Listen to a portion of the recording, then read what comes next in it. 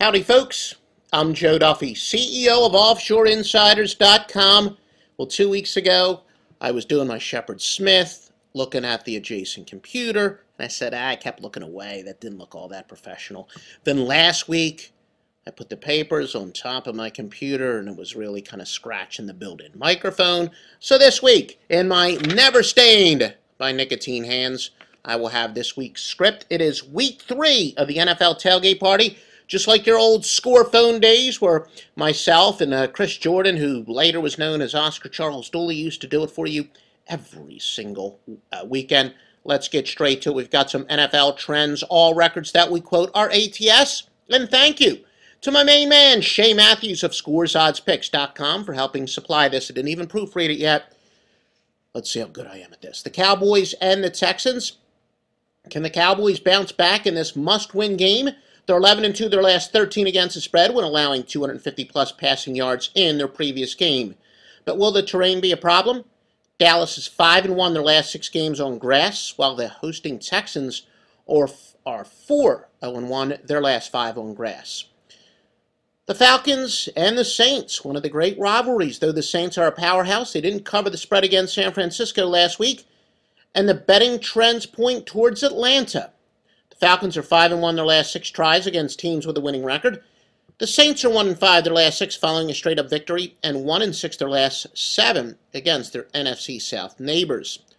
The over looks solid here. It's 4-1 over their last 5 meetings. How about the Titans and the Giants? Shall we again? I remind you, all records are against the spread. Both teams show contradictory sportsbook trends in this cross-conference matchup. Titans have beaten the spread in the last 4 meetings, while the Giants are just 1-4 over their last 5 overall. Giants are 9-4 their last 13 games after allowing 30 points the previous contest, but 2-5 their last 7 home games. Remember the best sports service picks. Where do you get them? You're right, OffshoreInsiders.com. The Lions and the Vikings. Crazy to think how close these 0-2 Lions were to being 2-0. Still, the trends overwhelmingly favor Minnesota this week.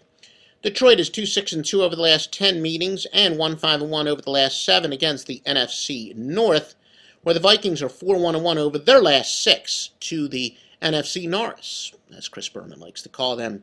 But bettors beware, as the Lions and Vikings both look very different from their 2009 incarnations so far. Well, we agree with that, Shay, but there's kind of a reason for that. I think Brett Favre's preseason is now over. He's ready to start his version of the regular season.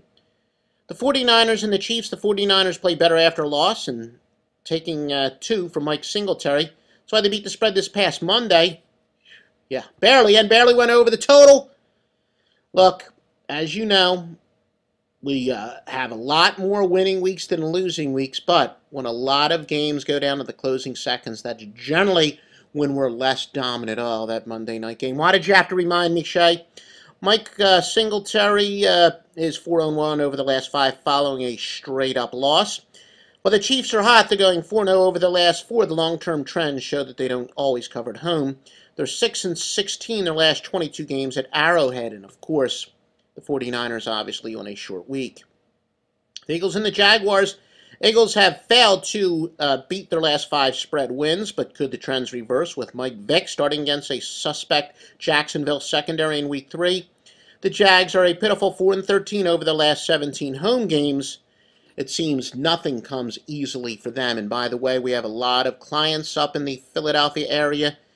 Just for you, that would be the Eagles against the Jaguars. How about the Colts and the Broncos? First things first, bet the over. At least that's what the trends say. This series is going over 6 straight meetings. Colts have beaten the spread against the Broncos 4 straight times, and they're 7-2 their last 9 road games. Meanwhile, the Broncos are tough sportsbook play at home when the spread is involved these days. They're 9-21 over the last 30 home games. And we also have this in text. You want to go over, just go to offshoreinsiders.com. In the upper right-hand corner, click on the article section.